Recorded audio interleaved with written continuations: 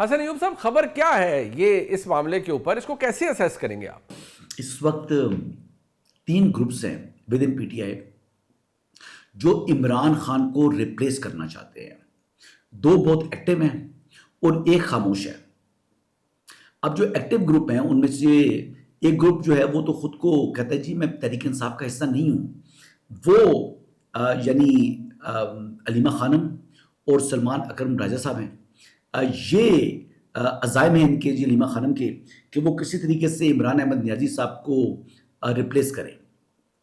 जबकि दूसरी जानब अगर हम बात करें तो सुहेल आफरीदी वो बड़े खामोशी के साथ इस ज़िम्न में पेशरफ्त कर रहे हैं।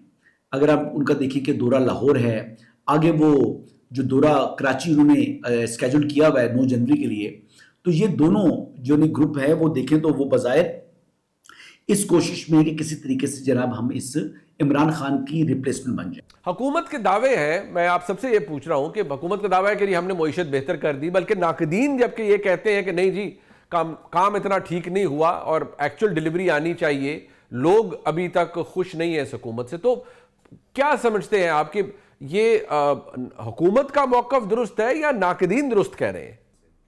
देखिए, मईशत की अगर आप बेहतरी की बात करते हैं तो आप देखते हैं ग्रोथ रेट आपका कितना है, इन्वेस्टमेंट कितनी आ रही है, आम लोगों को नौकरियां कितनी मिल रही हैं, क्या आम लोगों की ज़िंदगियां बेहतर हुई हैं। तो जब आप मईशत के कुछ इंपॉर्टेंट अशारियों का जिक्र करें या बहुत ज़्यादा टेक्निकल चीज़ों का जिक्र करें तो आम बंदा उसको नहीं समझता। हो सकता है किसी टेक्निकल चीज़ में कोई बेहतरी आई हो, लेकिन आम बंदा तो यही देख रहा है कि उनकी तनख्वाहें कम हो रही हैं, इन्वेस्टमेंट नहीं आ रही। ये वो हुकूमत है जिसने पाकिस्तान की तारीख में सबसे ज़्यादा वादे किए कि वो वाला मुल्क भी पाकिस्तान में इन्वेस्ट कर रहा है, वो वाला मुल्क भी पाकिस्तान में इन्वेस्ट कर रहा है, अरबों डॉलर आ रहे हैं, लेकिन अनफॉर्चुनेटली उस तरह इन्वेस्टमेट नहीं आई।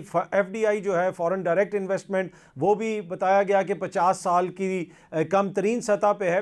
तो मईशत के बेहतरी के दावे तो बहुत ज़्यादा किए गए, लेकिन ग्राउंड रियलिटी इससे डिफरेंट है। कोई भी एक ऐसा सेक्टर नहीं है पाकिस्तान में इस वक्त जो ये कह सके कि जी वहाँ पे बहुत ज़्यादा बूम चल रहा है। मंसूर अली खान साहब, आपका क्या ओपिनियन है इस मामले पर?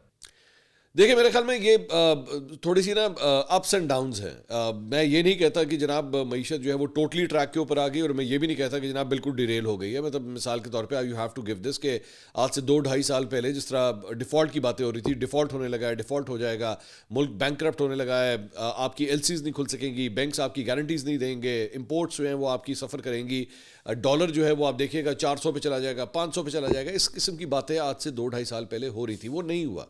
डॉलर के बारे में मतलब यही डॉलर जो है वो हमने ओपन मार्केट के अंदर 330-340 रुपए के ऊपर ट्रेड होता हुआ देखा है, लेकिन उसके बाद इसके अंदर ये ड्रॉप आया और तकरीबन कोई 40-50 रुपए का अब तक जो है वो ड्रॉप है, और वहीं पे आके खड़ा हुआ है डॉलर। मतलब 278 से लेकर 283 के ब्रैकेट के अंदर इस वक्त घूम रहा है। स्टॉक मार्केट आपकी तकरीबन अब 2.25 लाख पॉइंट्स जो है वो क्रॉस कर चुकी है। ये तो वो गुड इफेक्ट्स हैं। PIA की प्राइवेटाइजेशन जो है जो पिछले 10 साल से पेंडिंग थी वो आपने कर ली, वो हो गई है। जाहिर बात है क्वेश्चन उसके ऊपर है, फॉर और अगेंस्ट की उस पर डिबेट चल रही है, लेकिन वरिंग साइंस यहाँ पे है वो आपका बढ़ता हुआ सर्कुलर डेट है, वो वैसे का वैसे भी आपको तंग कर रहा है। वो पिछली हुकूमतों में भी कर रहा था, अब भी कर रहा है, बलून होता जा रहा है, बढ़ता जा रहा है, वो आपको तंग कर रहा है।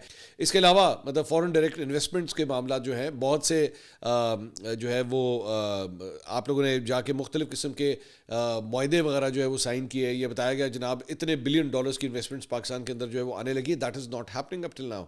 डोनाल्ड ट्रंप ने ये कहा कि जनाब तेल के कुएं के ज़खायर जो है वो हमें मिल चुके हैं, और आप देखिएगा अब हम बहुत बड़ी इन्वेस्टमेंट्स करने जा रहे हैं। Where are those oil reserves? नहीं है, फिलहाल कहीं नज़र नहीं आ रहे। सो कुछ जगहों के ऊपर अच्छाइयाँ हैं, कुछ जगहों के ऊपर बुराइयाँ हैं। सो ओवरऑल एक मिक्स बैग है मईशत के हवाले से।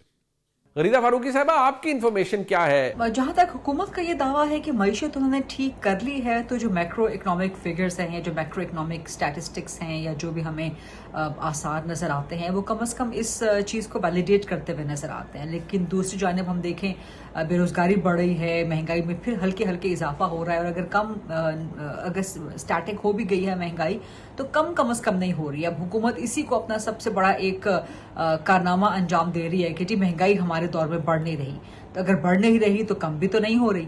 तो ये भी तो एक चार्जशीट आपकी हुकूमत के ऊपर है। होना तो ये चाहिए कि महंगाई में कमी हो, लेकिन वो हमें होता हुआ नजर नहीं आ रहा। बावजूद इसके कि इंटरेस्ट रेट कम कर दिया गया, एक्सपोर्ट्स नहीं बढ़ रही हैं, इंडस्ट्रीज बंद हो रही हैं, मिल्स बंद हो रही हैं, लोगों के पास रोजगार नहीं है।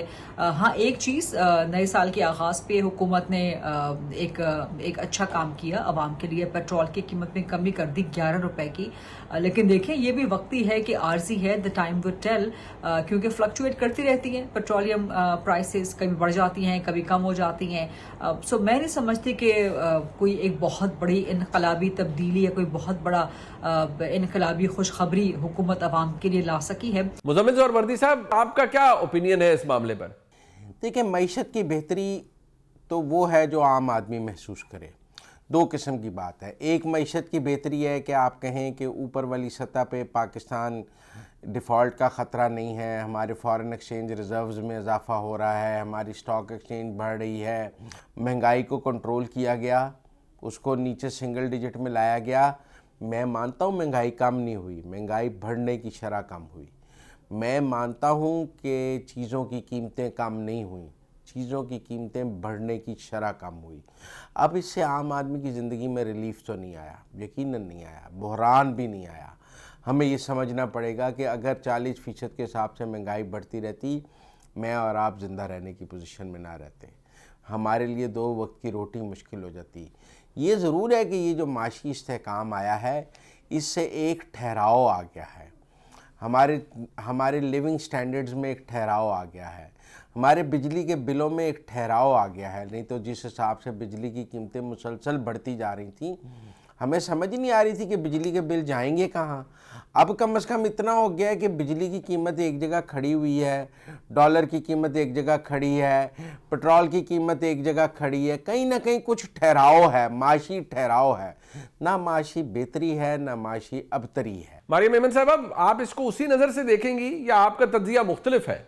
हुकूमत के दावे हैं कि मईशत को उन्होंने बेहतर कर लिया, तो हर हुकूमत कहती है, लेकिन आप भी जानते हैं, हम भी जानते हैं, पाकिस्तान की मईशत बस बेयरली चल रही है, बस बिल्कुल पूरा पड़ रहा है। और जब तक कि आप स्ट्रक्चरल रिफॉर्म्स नहीं करेंगे, जब तक एक हुकूमत की कमाई, उसकी आमदनी ज़्यादा नहीं होगी, मईशत बेहतर नहीं हो सकती है। इस वक्त जब तक हमने बड़े बड़े अहम मुश्किल मुआशी फ़ैसले नहीं करेंगे कि भाई हमने अपनी टैक्स बेस को एक्सपैंड करना है और उन सेक्टर्स पे भी टैक्स लगाना है जिनका वोटर इस वक्त की मौजूदा वफाकी और बाकी दीगर हुकूमतों के लोगों को वोट डालता है, उस वोटर बेस को भी हमें अपसेट करना पड़ेगा। तब तक जो है पाकिस्तान की मईशत में कोई इतना बड़ा फ़र्क नहीं पड़ सकता। हसन अय्यूब साहब, इसको कैसे असेस करेंगे आप? देखिए, ये मसनूई कंट्रोल नहीं है। इस वक्त ज़र मुबादला के जो ज़खायर हैं इस वक्त पाकिस्तान के पास, वो 21 अरब डॉलर के हैं। और इसी माह के अंदर, यानी जनवरी के अंदर, इस बात की नवीद सुनाई गई है कि मज़ीद 2 अरब डॉलर कौमी ख़जाने में आकर जो है वो जमा हो जाएंगे। तो उसके साथ तो पाकिस्तान के जो रिज़र्व्स हैं वो तो 23 अरब डॉलर पर पहुँच जाएंगे। तो उस लिहाज से जो पाकिस्तान की मईशत है, जब ये हुकूमत आई थी और आज उसके मुकाबले में बेहतर है। लेकिन क्या अवाम की जो मुश्किलात हैं वो कम हुई है? अवाम की मुश्किलात यही कम हुई है कि मज़ीद महंगाई नहीं हो रही। अवाम के लिए यही है कि जो इंटरेस्ट रेट था वो थोड़ा सा कम हो गया है। लेकिन कारोबार के लिए क्या इस वक्त हालात आइडियल हैं? जवाब है नहीं।